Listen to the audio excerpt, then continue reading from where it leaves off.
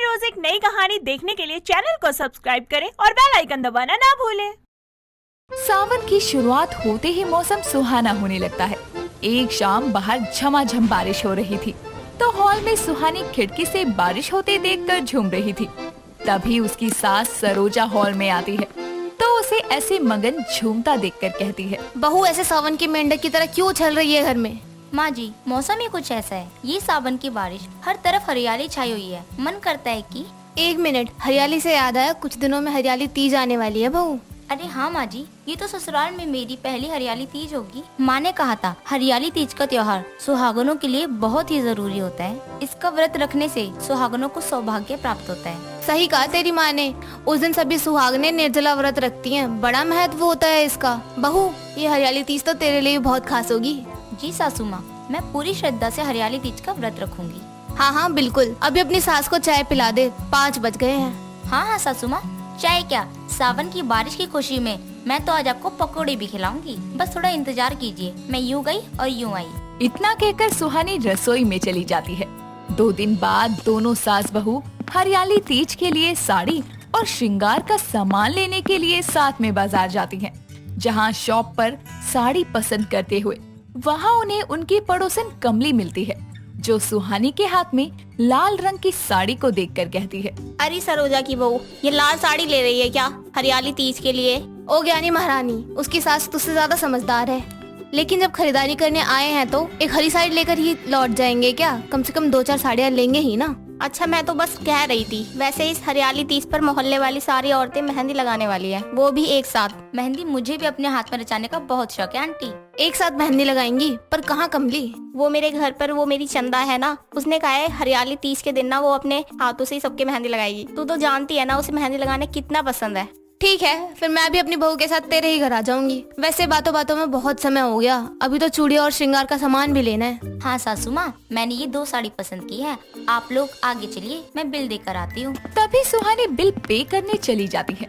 कुछ देर में तीनों ही बाकी का सारा सामान लेकर अपने अपने घर आती हैं। दिन गुजरते जाते हैं।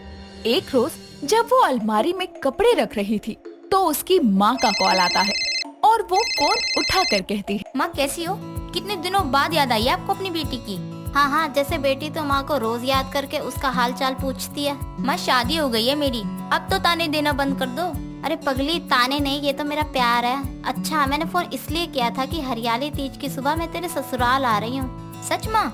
यानी मेरी पहली हरियाली तीज पर आप और सासू माँ दोनों मेरे साथ होंगी? अरे नहीं पागल, तेरी पहली तीज है ना, इसलिए शगुन का सामान देने आऊंगी। रस्म तो निभानी होगी ना। अच्छा कोई नहीं, तुम आओगी, मुझे आशीर्वाद दोगी, यही बहुत है। अच्छा माँ, मैं फोन रखती हूँ, इनके आने का समय हो चला है, मुझे खाने की तैयारी करनी है। हाँ ठीक है, ध्यान रखियो अपना। इतना कहकर सुहानी की माँ फोन रख देती है और सुहानी भी अपने कामों में लग जाती है। अगले दिन दोनों सास बहू मिलकर घर में ही घेवर की मिठाई बनाते हैं और पड़ोसनों में बांटते हैं।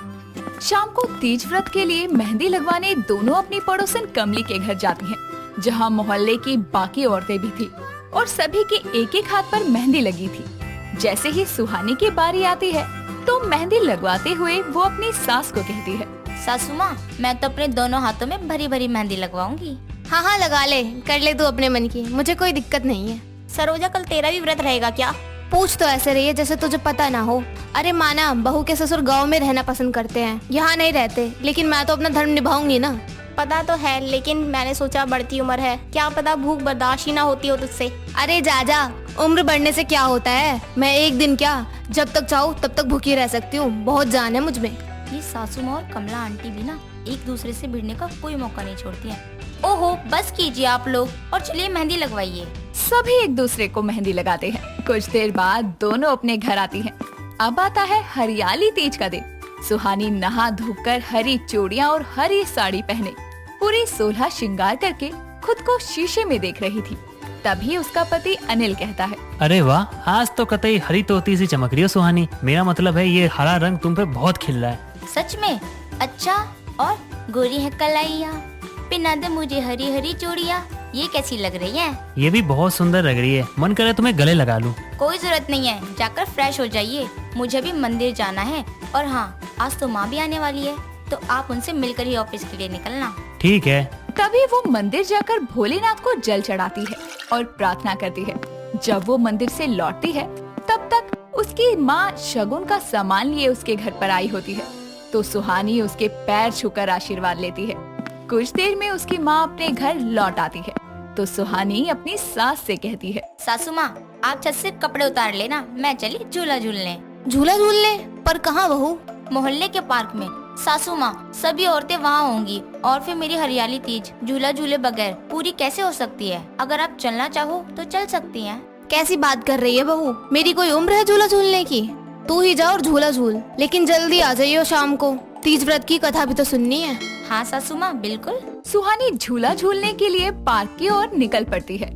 सुहाने मौसम में वो मोहल्ले की बाकी औरतों के साथ मजे से झूला झूलती है और शाम को उसकी सास उसे तीज व्रत की कथा सुनाती है। साथ ही दोनों सास बहू भोलेनाथ और माँ पार्वती का गुणगान भी करती हैं।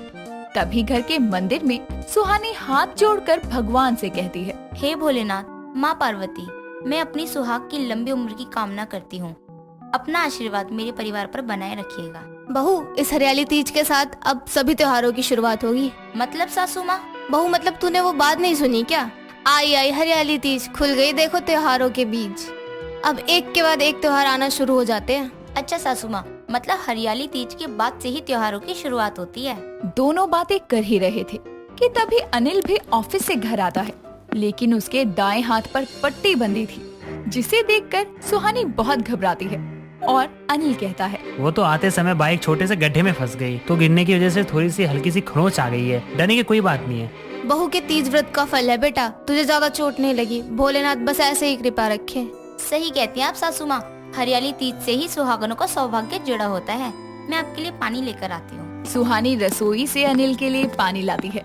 रात के समय भगवान को भोग लगाकर सुहानी अपना हरियाली तीज का व्रत पूरा करती है। अनिल भी सरोज की बात से सहमत होता है, जिसके बाद सरोज सुहानी की सराहना करती है कि आखिर उसके व्रत की वजह से अनिल की जान बच गई और उसे ज्यादा चोट नहीं आई।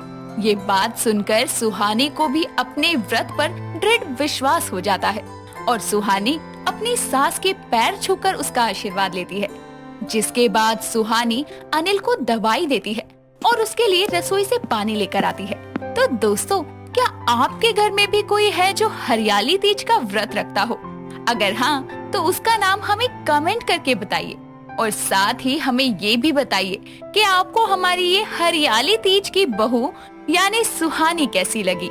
हमें आपके कमेंट का इंतजार रहेगा। पुनीत एक जवान लड़का था जो कि अपनी फिटनेस पर ध्यान न देने के कारण कम उम्र में ही बूढ़ा दिखने लगा था।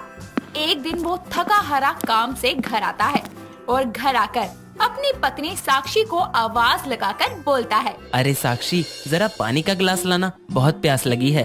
साक्षी उसको रसोई से जवाब देते हुए बोलती है, अरे यार मैं काम कर रही हूँ, आ जाओ ना लेने। यार मैं थक गया हूँ और मेरे पैर भी दर्द कर रहे हैं, प्लीज आकर दे दो ना। आ रही हूँ, बुड्ढे कहीं के। साक्षी पानी का ग्लास लेकर बाहर आती है और ग्लास पुनीत को देते हुए बोलती है, अरे मेरे बुढ़े पति, उठकर पानी का एक गिलास तक नहीं लिया जाता। बूढ़ा होगा तुम्हारा बाप, मैं जवान हूँ, वो तो बस आज बहुत काम किया इसलिए पैर दर्द करने लगे। अरे जाओ ना, बुड्ढों की तरह तुम्हारे घुटनों में अभी से दर्द होने लगा है। वैसे भी आपकी वजह से मेरी सहेलियां मुझे चिढ़ाती हैं कि मेरी शादी बुड्ढे से हो गई। बस भी करो यार, मैं कोई बूढ़ा बूढ़ा नहीं हूँ और ये बार बार मुझे बूढ़ा बोलना बंद करो। नहीं जी, आप बुड्ढे हो, मैं क्या करूँ राम, मुझे बुढ़ा मिल गया, हाय हाय बुढ़ा मिल गया।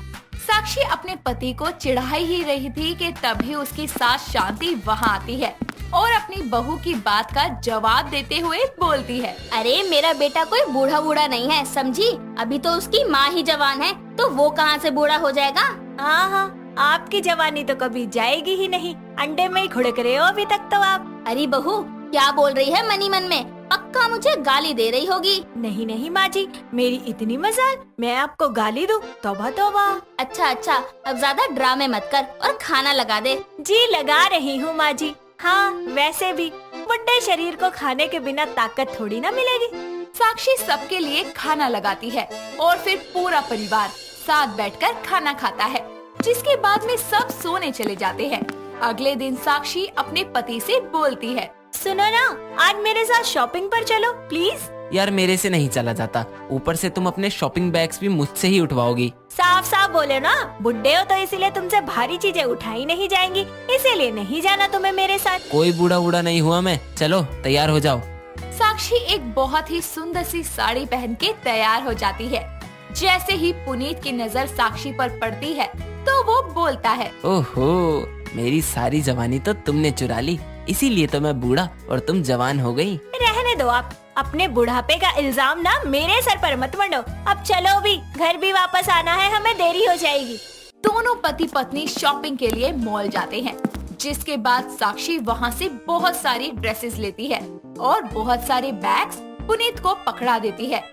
दोनों गाड़ी खराब होने की वजह से पैदल घर आ रहे होते हैं।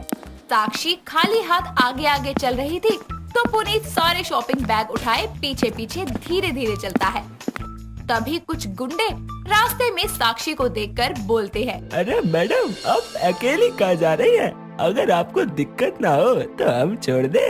ओ हेलो, तमीज से, पीछे मेरे हस्बैंड आ रहे हैं, बकवास की ना तो यही सूद देंगे। वो गुंडे पीछे देखते हैं तो उनको एक आदमी बहुत सारे शॉपिंग बैग्स पकड़े हुए दिखता है, जिसके बाद वो साक्षी से बोलते हैं, अरे मैडम, आपके जैसे कम से नचीना को हम जैसे गबरू की जरूरत है, इस जैसे बुड्ढे की नहीं। अबे साले, बुढ़ा होगा तेरा बाप, खबरदार मेरी बीवी को छेड़ा तो। मेरा बाप तो बूढ़ा ही है, तेरे जमाने का जो है। सभी गुंडे पुनीत का मजाक बनाते हुए हंसने लगते हैं।